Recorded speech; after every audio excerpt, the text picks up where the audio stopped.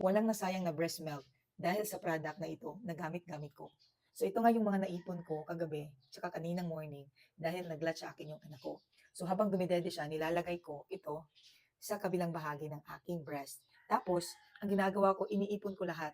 Hindi ko sila pinagsasabay kasi ito yung kagabi, tapos ito yung alas 12 na latch, ito yung alas 3 at kanina itong alas 5. Kung same na sila ng temperature, kasi iba-iba siya sila ng bottle sa tuwing nilalagay ko sila sa ref. Kung same na sila na malamig, tsaka ko siya nilalagay sa isang bote. Tapos, nilalagay ko dito sa breast milk bag para ma-consume ni baby next day. So, napakaganda talaga nito kasi nagagamit ko talaga siya. Hindi na talaga nagli-leak yung aking kabilang breast at wala na talaga tayong masasayang na breast milk.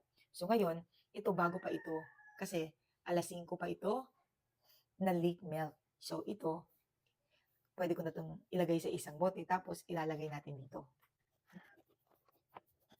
Ang kagandahan kasi ng product na ito, silicone kasi siya. So, pwede mo lang siyang ilagay at i-insert dito sa may breast mo. Pwede kang gumamit ng bra. Or kung ganito yung duster mo, pwede na hindi na. I-insert mo na lang. Yan. Hindi kasi ako oversupply, mami. So, talagang napakahalaga sa akin na para bang ginto kung meron ako mga leak or nagli-leak ng mga breast milk. Kaya ayaw ko talagang masayang lahat. Ayan. So, this is, okay, nakakuha tayo ng 40 ml. At dahil 40, nakakuha tayo ng 40 ml. Tapos ito, para na naman to mamaya. Ito muna ang ilalagay ko.